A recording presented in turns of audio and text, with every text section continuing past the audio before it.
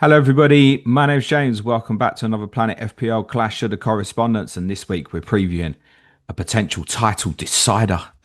Firstly, let me introduce you to our smiling Sunderland correspondent. It's Spencer Barrowman. How are you, Spencer? Morning, James. Yeah, all good. Yeah, really looking Good forward to the man. chat. And let me introduce you to our man who's just not fearful at the moment. It's our Arsenal correspondent. It's Adam Pritchard. How are you, mate? I'm doing very good, James. Very good indeed. Good. I think that smile's going to stay on your face for a while, but moving on. Spencer, you must, in fairness, be absolutely over the moon with the start of Sunderland season. I think we're in absolute dreamland at the minute. Um, I know we spoke just now before we started about how we're kind of no one's really looking at us for relegation now. And if you'd have said that like literally 2 months ago, I'd have been like laughing. I've been saying this is ridiculous because we've seen so many teams that have been promoted and just drop straight back down. And we potentially have bucked the trend. Obviously, still a long way to go, but we've just been brilliant. Really, we've outplayed teams, and the sort of the tactics that we're implementing at the minute just seem to be working perfectly. Um, bit of a bit of a shame how Monday turned out against Everton, but I think that's the nature of the Premier League. You're not going to beat everyone you turn up against at home, and that obviously we've kind of had a favourable run to begin, but we've picked up a pretty decent amount of points already, so it's looking pretty good. If I tell you the season finishes and Sunderland finished 17th, how do you feel? Yeah, I'm happy. So you'd still Yeah, be quite content with that? Because we were just saying off camera before we started that if you picked up 1 point per game for the rest of the season, you finish on 46 points. So you've not yeah, got to do a lot from here. I think as cautionary tales, I reflect on Hull City. mm, I want to say the 07 08 season. No, it might be in 08 09, where they come and they had a similar total of points to you and they stayed up on the final day. yeah. So But that I don't think we could look at it as a I given and like your next 10 no, fixtures are fairly horrendous. and we look at like this time last year, Wolves were on what the same amount of points as they are now after 10 games, and I they think they stayed had up. one more last year, I think. So teams like Wolves, Forest, West Ham, they're not going to be down there all season. They'll shoot up. I think there's a Like few things Wolves will fans will things will say, unfortunately, we will be this time, by the way, mate. possibly, but things can change in a matter of weeks. All it takes is for us to lose 6 games, Xhaka to get injured, and we lose a couple of defenders, and we're bang in trouble. So if you gave me 17th now and guaranteed Premier League next season, I'd 100% take it. So Okay. yeah, I So you're think not reevaluating and looking at the table and thinking, could we challenge for European qualification? That's not, I mean, you're fourth, mate. That's not sitting through your mind at all. I think that there's a few fans that are thinking that way, but I think this Saturday evening there'll be a bit of a mind change in terms of how people are looking at our season. I think when we put actually playing against a team that dominate games like Arsenal. I know we played against Chelsea and that was we beat them, but Spencer, I haven't it's a invited you on this complete podcast to tell me you're going to roll over against Arsenal. It's really no. not what I'm looking for, I, mate. I don't think that's going to happen. Obviously, the home form has been great so far, but it would be stupid to look at Arsenal and think, yeah, we got a good chance of taking 3 points. It's going to be a tough game, isn't it? Goes without saying. Adam, first impressions on Sunderland? Have you had much chance to see them? Yeah, I've been very impressed indeed. I think one of the things that when it first came up, obviously it was evident, and both in terms of what they did in the transfer window and just what the squad was before, they needed to do a lot of business. And I think it's really, really impressive the way they've been able to integrate so many players, but also kind of keep at least what seems to me as an outsider, some of the core tenants that got them up in the first place. We've seen so many other clubs, like Liverpool, a notable example, have really struggled to integrate players.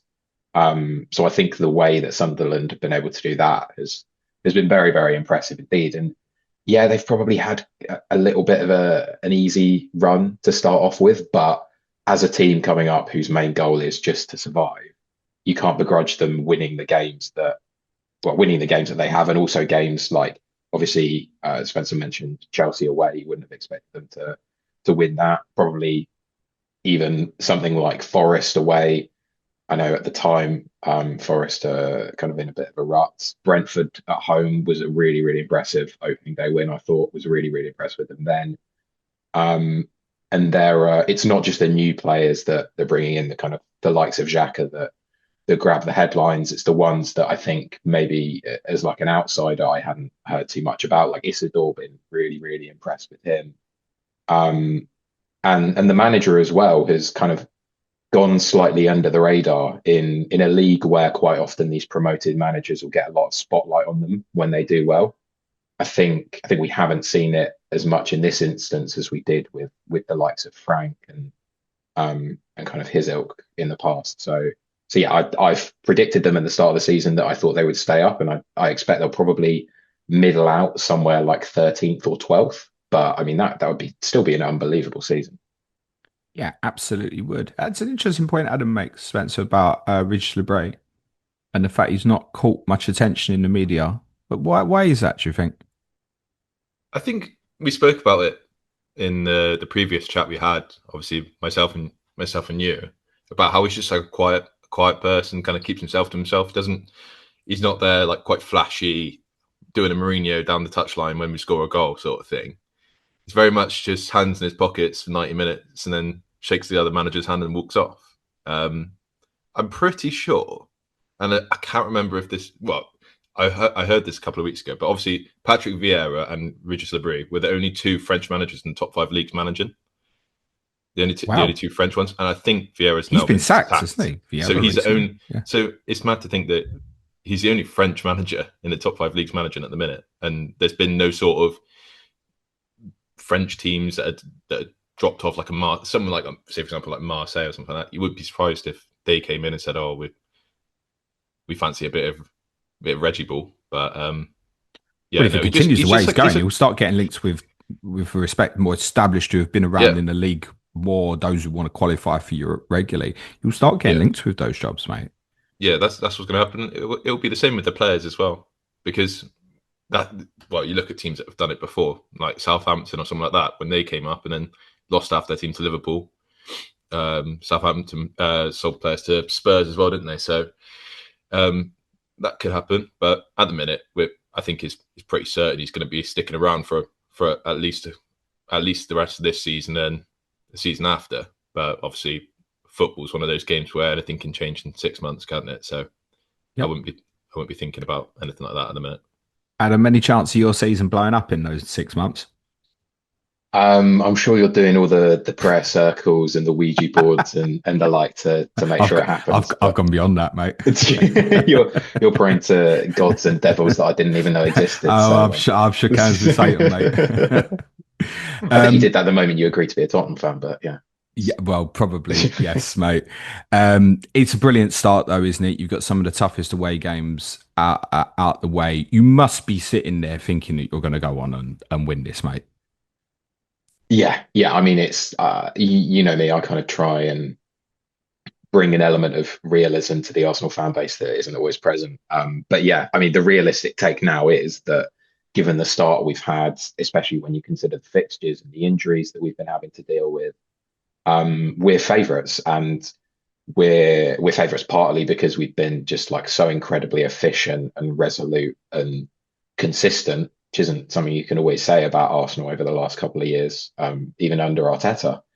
But we're also favourites because the other teams that you would think would be challenging us have just been the opposite. They've just been inconsistent and shown at times flaws that it doesn't look like Arsenal have, really. Who do you think is most likely to challenge? Like, who are you looking over your shoulder at and thinking, I'm watching them? City for sure. Like, obviously that's a big game. Big game for both Liverpool and City coming up, and also from an Arsenal perspective. It's the form of Haaland, and even though I think you've got the likes of Jurrien and Foden coming into a bit of form now, even if they're not performing at their best, he's still able to produce just, I would say, unbelievable numbers, but they're actually incredibly believable. And that's the sad thing. And the sad thing is, like we were saying before we started recording, he could easily score 35 league goals at a minimum this season. I don't think anyone would be surprised with what he's showing so far. And in my mind, I I can't picture them not running us incredibly, incredibly close if he reaches a tally like that. Okay. Intriguingly, though, if Liverpool go to the Etihad and win, that opinion probably flips, doesn't it, back to Liverpool, probably. No, I don't No? think so. I think because even when Liverpool have been winning games at the start of the season, the flaws that are now making them lose games were there. Like it's the exposed defense, it's the kind of fullbacks not being consistent in one-on-one duels, it's the midfield structure being a bit patchwork, and they were kind of relying on I don't want to say luck, but there was an element of fortune with them getting a fair few of their wins. But yeah, no, it would still be City if Liverpool won this weekend.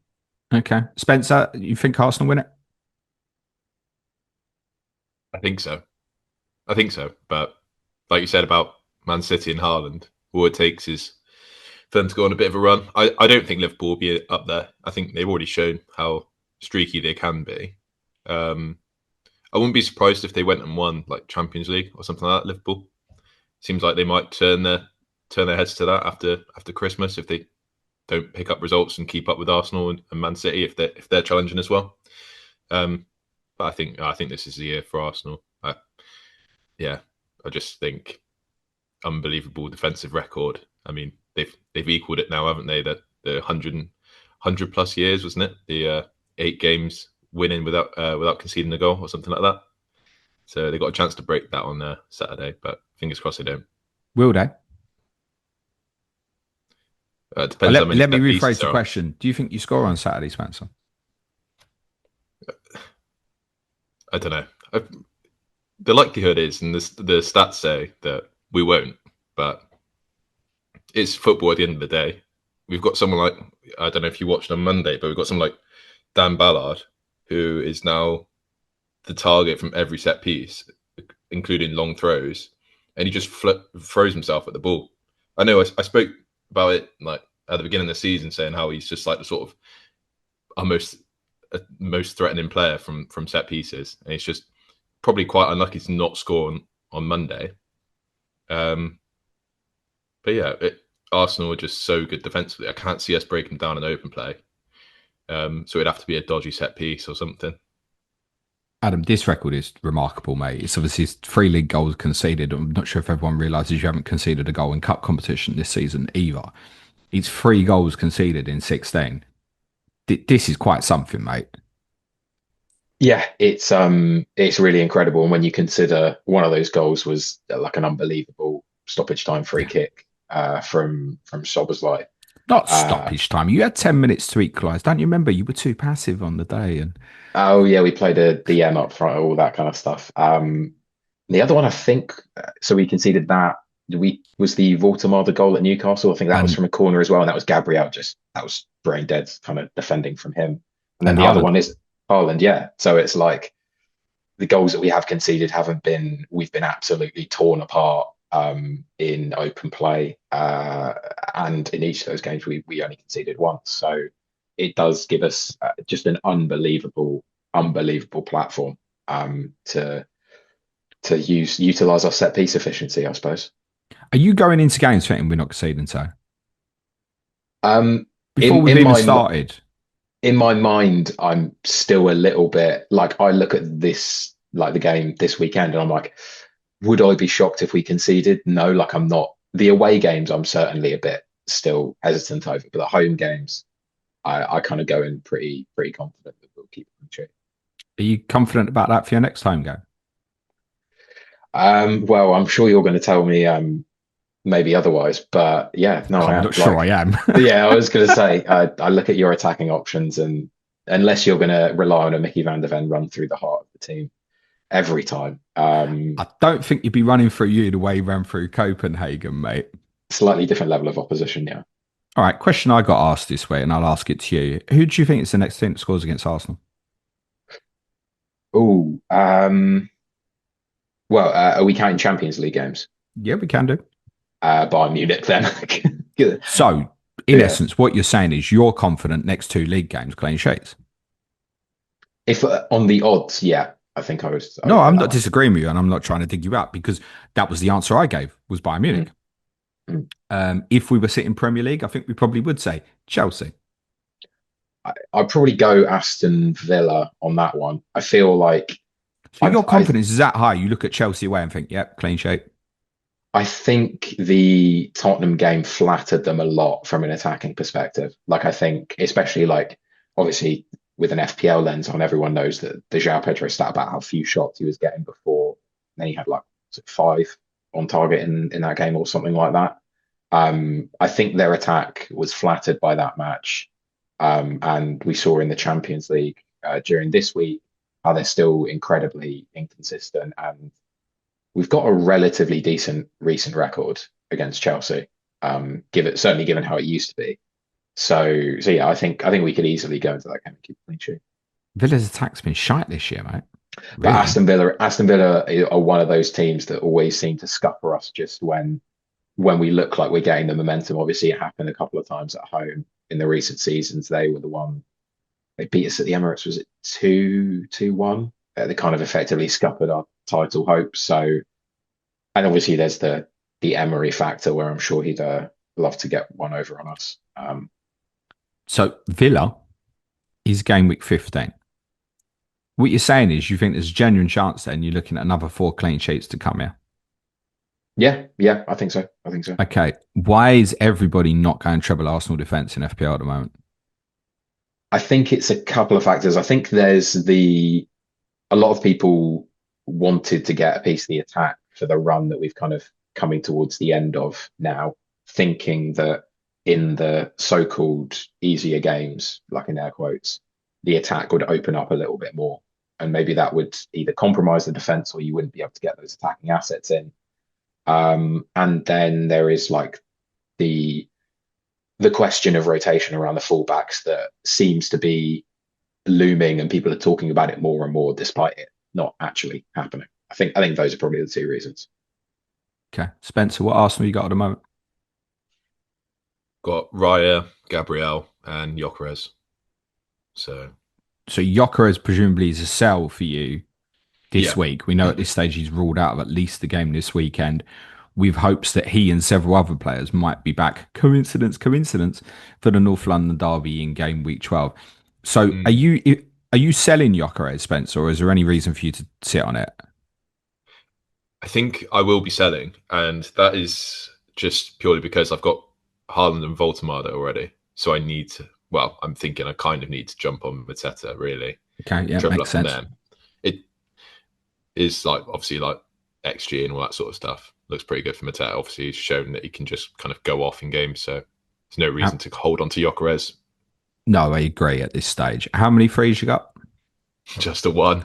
Otherwise, I would be moving around and getting another one in. I'd probably go for like you said about Marino, something like that. I know, obviously, Adam, it'll be interesting to see what you have to say about that. But it seems like it's one of those, like, watching as like a neutral on with the Champions League night against Slavia Prague.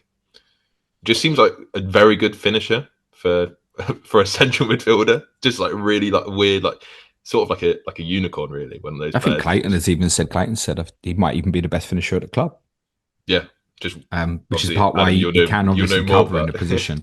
I think it's intriguing that your instinct is, oh shit, I'm taking one out. I've got to get the third one almost like as quick as possible. You're basically saying if you had 2 free transfers, you'd be putting another one in. Yeah, I would be, I think. And that's only because the way it is at the minute with Arsenal is you can kind of, even if I didn't get Marino, I could go Rice or something like that. And the routes to points for Rice at the minute, it just seems like he's gonna be his floor is so high at the minute, so it's still like a good option. But yeah, I would prefer to have triple up on the team that's top of the league and looking like they're gonna win it. But Adam, what Arsenal you got? Gabriel, Eze, and Saka at the moment. Okay, so you're only on the one defence. Yeah. Are you contemplating moving that about or not? Yeah, so I'm going to roll through this week and then have a look after the international break, probably downgrading Eze. Haven't really decided who yet. Someone like Sarr, not to Rice, and then upgrade one of my defenders to Calafiori, probably. So you want to get to double? Yeah, that's what I'm looking. What I keep saying is with the triple thing, I think it's not like don't want treble Arsenal defence. It's leaving it open, isn't it, for Saka, Gyökeres, Eze, Rice, whatever, not closing the door on it. Because obviously if you close the door on it, it's 2 transfers to sort it out, which is unfortunate for Spencer, but that's where he's at, having to sell Gyökeres. That's 2 transfers to put the third in. Yeah. So, yeah, I think double. I thought for a while that the game would move this way. And I thought I would probably be put off by your fixtures, but I'm not. Just in the sense that I think you're right. The really good run is, as you said, is coming towards an end. And I think if we look at your away games following Sunderland, Chelsea, Villa, Everton, Bournemouth, like there are challenges in all of them individually. Plus, coming into the Christmas period, I think particularly Timber Calafiori, as you've said, might be a bit of rotation concern. But I'm not put off, Adam. No, and even then, if you look at the kind of non-Premier League fixtures as you get into the kind of later part of December, it's Bruges away in the Champions League. So it's not, obviously, you have to respect every Champions League opponent, but it's not like it's a Bayern Munich and Atletico Madrid. It's not more difficult game than the one you had this week, though, mate. Yeah, that's true. That's true. And even in the Palace Cup game, like, not that Arteta would. I don't think he's wired, and he's not wired the squad to think of any competition as lesser. But if there's a game where someone like a Saka could sit for Madueke, Rice could sit for Norgard, like you could happily play Lewis Skelly or Hincapié at left back and White at right back in those games, and not necessarily worry too much. Correct. Which is why, just to highlight a couple of fixtures, because I think if you're looking longer term with Arsenal, if you just looked at them away games, you go, yeah, challenge. I think the fact you look at Brentford at home, Wolves at home, sticks out and makes you think, no, it's still really good here. I could miss out on some stuff. The Brentford game is a Wednesday night, which is 3 days after going to Chelsea and 3 days before going to Villa. That looks right top of agenda for a potential rotation, doesn't it? Or would there be a viewpoint of, well, we know what we get from Brentford in terms of like Kyoto is going to take the long throws and all this sort of stuff. Would it make him think, no, I'm not pissing about with the back four for that? I think that's certainly something to consider. And when you consider the aerial solidity of the back four as we've got it at the moment, and the replacements, I mean, haven't obviously seen as much of Hincapié at left back in this current system, but Calafiori is very decent in the air. He's obviously much taller than Lewis Skelly. And similarly with Ben White, isn't great in the air, certainly. I mean, Timber's just been totally imperious at right back, almost like he doesn't really have a floor to his game at the moment. So yeah, I think he'd be pretty okay for that game. And also, I think there's an element of this defensive form. So much of it is bred from consistency, and that's consistency of selection as much of anything else. They are such a unit at the back, whilst obviously all having their individual qualities. The way they work together is part of their biggest strength. If you look at it, though, if you can kind of date that back even further to when we come back after the international break, North London derby on a Sunday, Bayern Munich at home on a Wednesday, Chelsea away on a Sunday, Brentford Wednesday, Villa away Saturday. Like, if I looked at it from that lens and said to you, do you think Jurrien Timber starts all 5 of those games? Bearing in mind the serious knee injury he had previously, I've got doubts about that. You certainly could say that, but then again, he's just come off a 3-day, like 2 games in 3 days, and he started both of them, like away at Burnley, away at Slavia. That's two, again, not the level the of intensity opposition. of the games is, yeah. But two long away trips if you get one. And it's early in the season, so he hasn't got as much of a load as he will sort of later on. Like, I'm not saying it couldn't happen, but I think especially when I look at Timber, like, I love Ben White. I think he's been a very, very underrated player in his time at Arsenal. Very unfortunate with kind of a succession of injuries that he's picked up. But the drop-off there is much bigger than I think a lot of Arsenal fans, myself included, thought it was at the start of the season. Partly because Timber has elevated himself to probably one of the best in his position. Yeah, he's like, I don't want to say world class, but he's very, very good. So in your eyes, therefore, Timber is, I don't want to use safe as a word, but safer than Calafiori? Yeah, I think. And also, we've got 2 options at left back compared to just the one option at right back. Hincapi played at Slavia. I think I saw a statistic that he won 8 out of 8 aerial duels. Mm. Right, so he fits right in, mate. He's very solid. But almost seriously, in reference to like the Brentford home game, he's like, it's not a problem if he plays. Does that make sense? Yeah. Yeah, that's how I see it. If you were wildcarding now, Adam, which three would you think you'd go?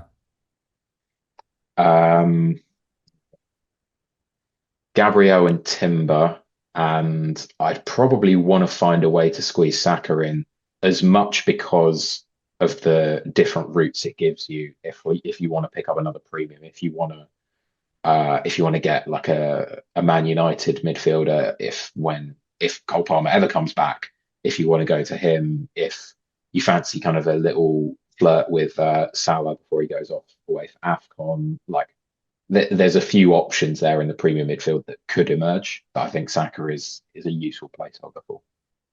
Okay, we'll come back onto tomorrow Arsenal assets. Spencer, in terms of yours, what Sunderland you got at the moment? I have got Alderete and Enzo Lefebvre. That's my two.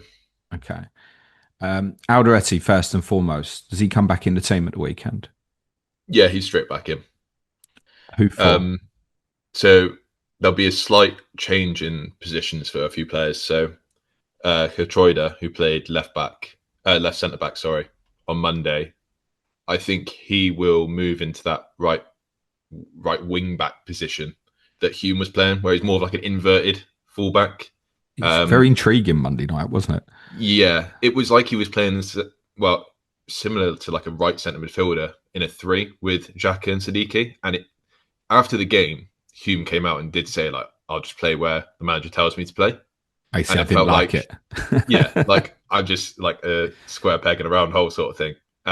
Whereas Gertruida's more of a ball playing defender anyway, and has played in that position for Feyenoord when he was there. So I think he'll move out onto the right side. Mukiele will stay at right centre back, and then Alderete will be left centre back with Ballard in the middle.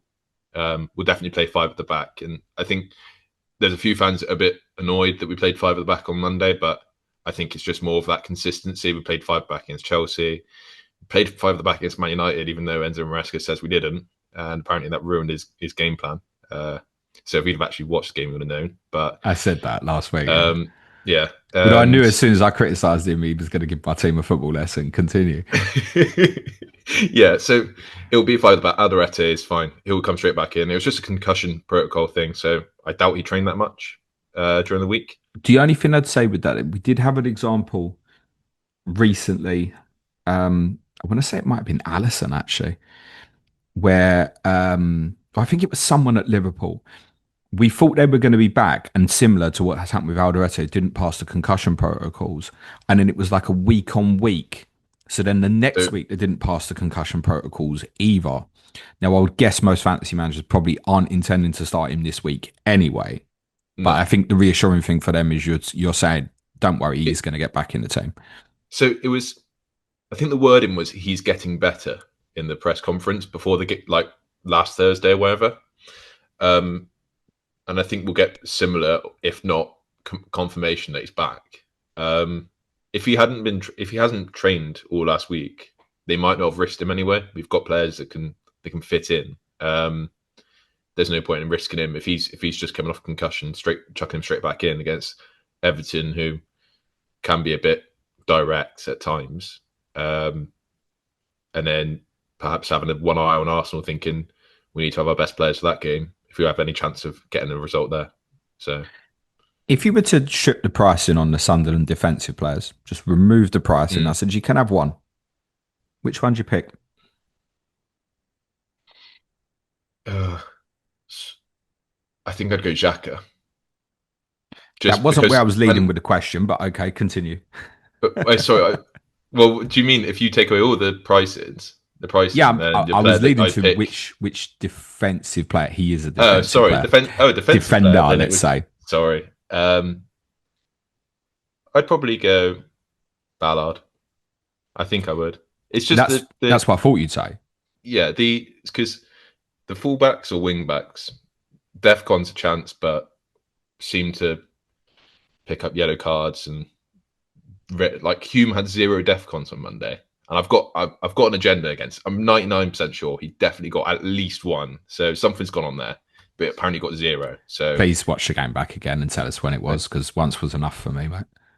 yeah, well, he did smash Jack Grealish, so he probably Has he got some form of Newcastle links that I'm unaware of, mate? Well, he likes to drink in Sunderland, but that won't go into that.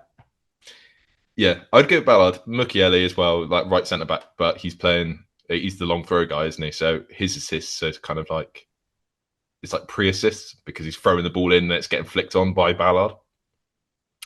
And then Alderete as well isn't the right option, but Ballard would be the one for me if there was no pricing. But you can save that 0.5 on the other two. Okay, so if you're going in new, if someone's on wild card, maybe not so much this week, but there'll be a few moving forward. Alderete versus Mukiele, then which one? I'd go Mukiele, only because obviously with Alderete, with the concussion stuff and all that, it's a bit of a risk, I guess. If you want someone that's going to like guaranteed minutes without any sort of worries. If he's cleared from it, i.e., if someone's wild carding in 12, Alderete plays this weekend, is that still the same? Yeah, I think I'd still go Mukiele because up more as well. Is 0.1 more now, isn't it? I think 4.2 Mukiele, for Alderete 4.1. Yeah, they're creeping up, but I think I'd still go Mukiele. Okay. And at points in the game as well on Monday, he was putting crosses in and getting forward, which is a bit different to what we've seen of him. Obviously, playing in the back four earlier in the season as a right-sided centre back, but I guess it was a bit of a wait and see on there's no rush to bring him in. No. So. How would you feel now, bearing in mind, and we should probably say this now, so your next 10, bottom my ticker by distance. Yeah. Arsenal at home, Fulham away, Bournemouth at home, Liverpool away, Manchester City away, Newcastle at home, Brighton away, Leeds at home, Manchester City at home. I don't know why I've included it, Tottenham Hotspur away. That's your next 10 games. With that in mind, if someone's wildcarding in the next couple of weeks and they're looking at Mukiele, Alderete versus Rodon, Bijol, who's now 3.9, Esteve, Twanzebe, who's now 3.9, do you still go a Sunderland player or not? Well, I'd be going for the one that gets the most DEFCON because that's how I'd be looking at those sort of bargain prices. But with a team that's in the highest position in the league out of those sort of cheapies, I don't think Burnley are okay, but I wouldn't be banking on them to get more clean sheets over those 10 games in Sunderland. I think we're unbeaten at home, so that's one thing. And I think I'd still go for Mukiele or Alderete, but the options there with Bijol 3.9, he's starting now. I had high hopes for him in the summer. Obviously, he's got a massive head, hasn't he? So yes, he does. And it's worth saying for clarity, Leeds sit second bottom of my ticker over the next 10. Oh, we wouldn't bother with them then either. And Burnley only 14th. So all three promoted clubs who I think everyone thinks have done quite well all have a kind of tough run between now and 2026. Yeah. But I wouldn't be looking at it as in because we're bottom of the ticker, Burnley are going to be much stronger over the next 10 than us. So if you think that Sunderland are a better team in general, then I would probably look at the fixtures and think if there was a temptation to start the Sunderland player, in truthfulness, I would say it's one game out the next 10. And therefore, if I'm looking at new, do I just say 0.3? Even if I don't think it's better, just save the money. That's up to other people to think about. You still think Mukiele, though? Yeah, I think Mukiele, but I don't know. I think it's easy to look at our fixtures and go, yeah, they're going to be really tough, but we can get something against Fulham. We can get something against, well, I don't want to say it too loudly, but Newcastle's away form ain't great. We do like doing them over. So yeah, first away win of the season, Stadium of Light, game week 16. Well, you've just sealed your fate, mate. I think they've got an away game before then, so let's hope that they win that one. Then the curse is broke. They've got two, Brentford and Everton, so it might not be the first, it might be the second or the third, mate. You said you're an Enzo Lefebvre owner. Yep. Follow-up question: is he your penalty taker? Yeah, he is. Is that why he's sitting in your team? Yeah, and just the sort of like potential of those assists as well, playing on the left wing. His DEFCON's been okay. Like he always seems to end off like two off, but it's not. It's like more of a bonus really than anything. It does quite well on BPS as well. I think we spoke about it before at the beginning of the season. Like if you go risky, you go Lefay. If you want to play it safe, go Xhaka. They were both the same price, weren't they? So I think Lefay's gone down to like 4.9 now as well. So He has. Just intriguingly, just looking, the 2 times he's hit DEFCONs this season, the fixtures might surprise. Brentford at home and Wolves at home. yeah, There aren't too many of them fixtures coming up. I think I've benched him nearly every week as well. So I've benched him for all these like goals and assists and all this stuff. So for us, the problem, isn't it, with that sort of fifth mid and playing a 3-4-3 most weeks? If you had your time back again now, would you pay the extra for Xhaka? No. No, that's interesting. No, So you still think Lefay at 4.9 is a good option then? Yeah, I mean, he's got penalties. That's the main thing that kind of I thought if we're going to get any sort of chances with goals, it would be sort of like dodgy VAR decisions at the beginning of the season. Because let's be honest, like I wasn't thinking we're going to be top 4 after or whatever we are now, like after like 10 games. So I wanted to go for a bit of a punt really in that position, but Xhaka's a decent enough player to have in there as your fifth mid. You probably didn't think that Xhaka would have 4 attacking returns in the first 10, so go with decent DEFCON returns as well, right? No, I mean, my predictions have been pretty poor, really. Like, obviously with Ballard and stuff. I just wanted you to fit in with the other correspondents, mate. Yeah, well, I don't know. It's just, I think we've got to the point now with Sunderland players where you wouldn't be bringing them in. And it's a shame, really, because obviously there's like so many players that are quite cheap. Like we've now got Wilson Isidor, who's going to be starting striker every week, and it's just kind of feels like we've missed the boat. And as soon as he gets like 90 minutes most weeks, and he's not really an option at all. So it's 8th highest scoring midfielder, Xhaka, in the game. Yeah, well, it's all the DEFCONs, isn't it? I bet Adam Pritchard owns him. I don't. I do in a draft league I'm in, but not in the regular game.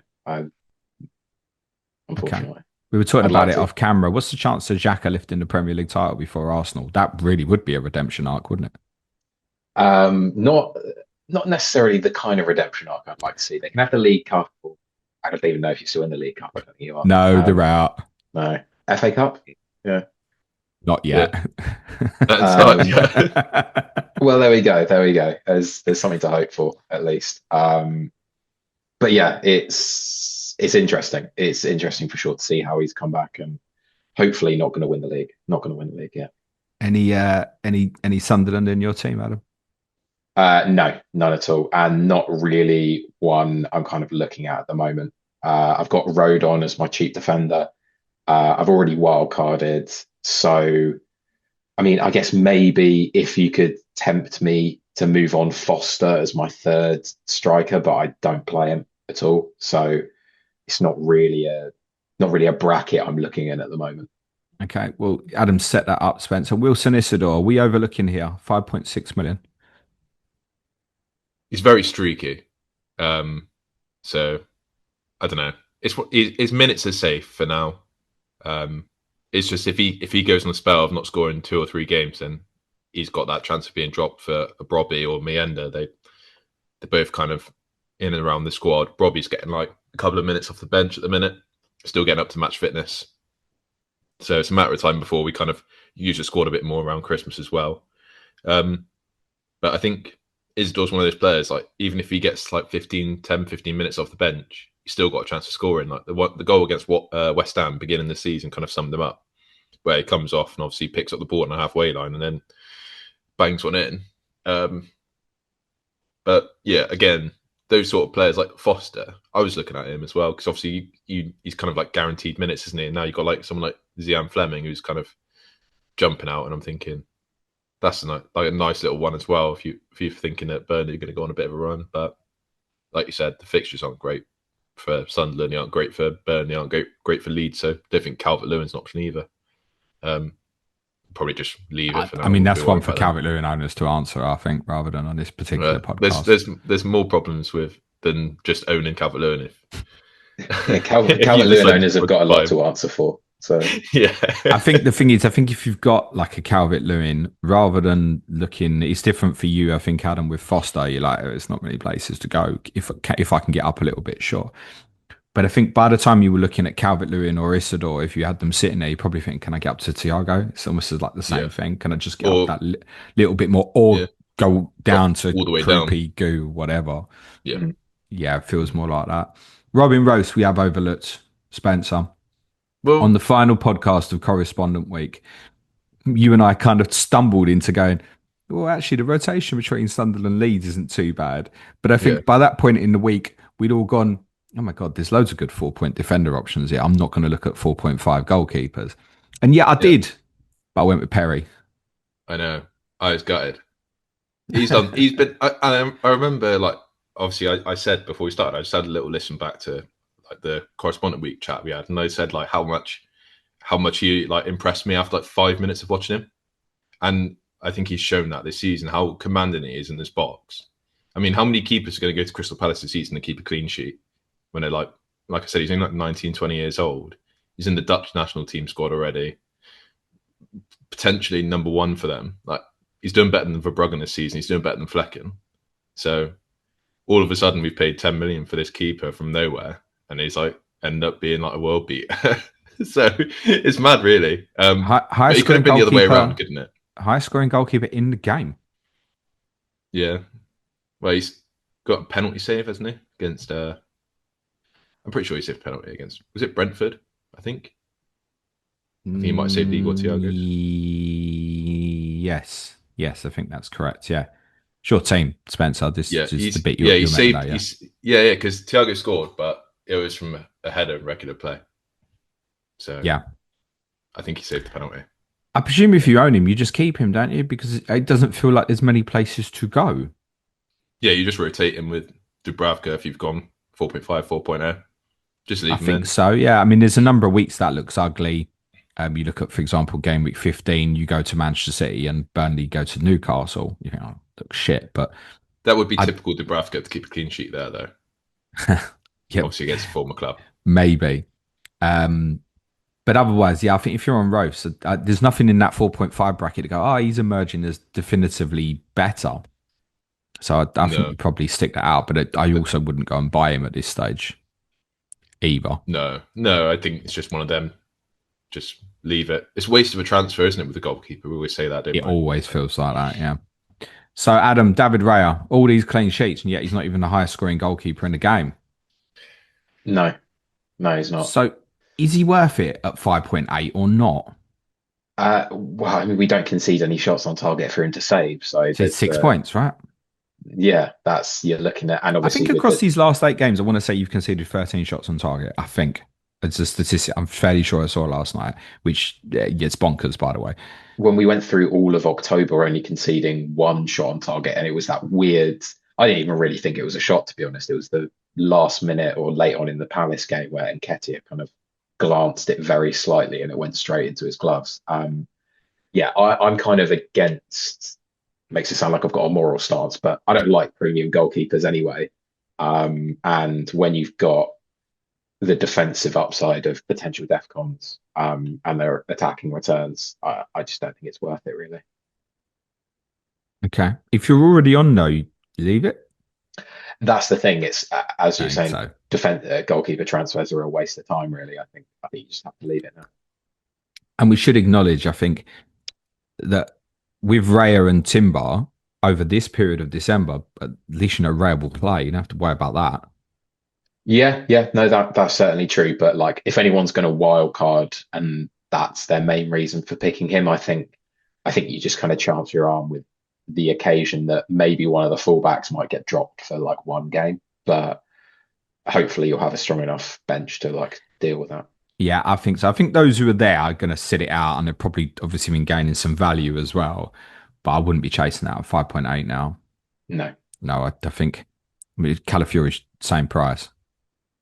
There's got to be more upside in Calafiori, Timber's isn't there? a bit more expensive, but yeah, I think there's definitely more upside. Okay. Marino starts up front, I presume, Saturday. Yeah. I think he's kind of the obvious option, especially when the alternative would be maybe you put Trossard there, but Martinelli is injured as well. Obviously, Madueke is as well. So yeah, I think it's pretty certain he'll start up front. Is he a problem player for you in the sense you can't go there because you've used your wild card and this might quickly become I put him in and I've got to take him out quickly? Does that run through your mind or you're like, oh, I want to go there? To be honest, going there hasn't crossed my mind because Okay. I don't think the Gyökeres injury is long enough to justify it. Like, when do you really think he's worth it for 1 week? Like, if you're wildcarding immediately after the international break, then yeah, I get a 1 week punt. That's perfectly fine. But already, if you've not already got a clear exit route that isn't just going to waste free transfers, I think it's just a bit. I think it's a bit risky for me. So I'll give you my example, Adam, which would be close, I think, to many people at the moment in terms of considering him. He's probably going to be wildcard 13 for me. So it's Mhm. one more. I certainly acknowledge there'd be no guarantee he starts against Tottenham in 12. We don't know the Gyökeres situation. I'd say there's a fair chance that he does, though, particularly considering the schedule you've got afterwards. With that in mind, I'm thinking, okay, can I go Gakpo to Marino, 2 weeks, wild card, bin it off? It's under consideration, mate.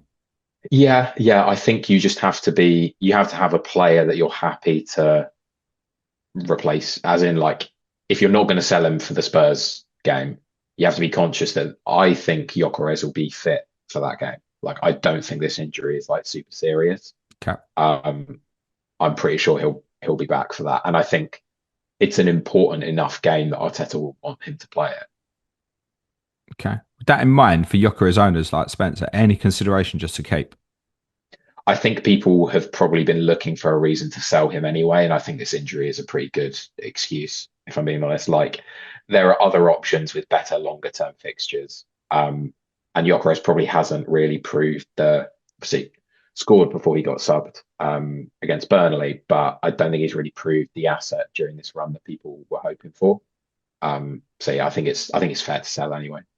Fair enough. As a short term option, then, would you prefer Trossard to Marino? Even if it was that short, 1 or 2 games? Um, yeah, I'd say I think there's more. Yeah, because I can see Trossard starting even if Martinelli is fit, but I can't see Marino starting if Gyökeres is fit, if that makes sense. Thinking Okay. about the Spurs game. Um, and I think Trossard has that left wing spot for now, until Madueke regains match fitness and then is back in contention to start games. I think it's Do you think Trossard over that's the Martinelli. intention is to play Madaraki on the left? Well, that's what we saw at the start of the season when we kind of had the options on both wings. So I think so, yeah. And we haven't obviously Madueke, when Saka got injured, looked really, really good on the right hand side. But I don't really think we saw enough of him on the left to make a definitive judgment on him I, there. I think with Trossard, obviously such a different profile player to Madaraki, that if we look at things like, say, particularly the Man City game stood out, that he was almost going into like deep midfield central position to Yeah, almost help you with your build out and get out. You're not going to ask Madaraki to do that. no. So very different profile of player. Okay, let's talk about two particularly impressive Arsenal FPL assets before we finish. Declan Rice. Any reason not to invest, Adam?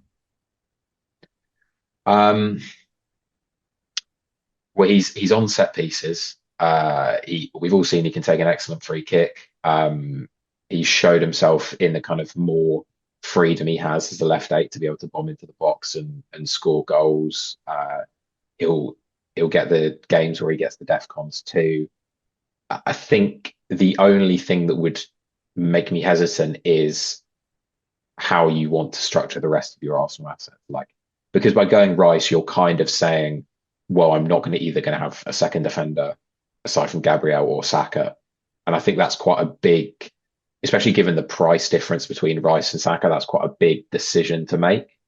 And when you've got people like Caicedo and Enzo who are around the similar price to Rice on kind of teams with decent fixture or an 18 with decent fixtures, do you kind of use that as your DEFCON occasional goal scoring option for your midfielder and have Saka as your more premium option? that's kind of the way I've structured my team at the moment, and then that's the way I'm thinking about it. But I can certainly understand why people are interested. Okay. Hypothetical example for you. You're an FPL manager, one free transfer. The three Arsenal players you own are Timber, Rice, Saka. What do you do? You've got one free transfer. Yep. I mean, for this week, I'll probably just stick with it. Just roll off to the international break, see who comes back fit, and then reassess from there. You know where that question is leading, right? Like, for those who don't own Gabriel, I am seeing people talking about going like Timber to Gabriel -4. Like, enough. I think that's silly. Really, I agree. I think but you can understand why those people are like, right, I really need to get him in. Yeah. I don't think it's worth it for a hit this week if you could roll, especially we always say the value of free transfers over the international break is so much more than it is in a regular week, just because you've got players going like Brazilian, Argentinian, South American players always come back late. There's always a bit of a doubt over those kind of players, especially when you're then coming back into a more condensed period of fixtures. I just think that extra knowledge is so much more valuable. Okay. Thank you, gentlemen. Let's finish with correct score predictions for the weekend. Spencer, how many are you going to win by?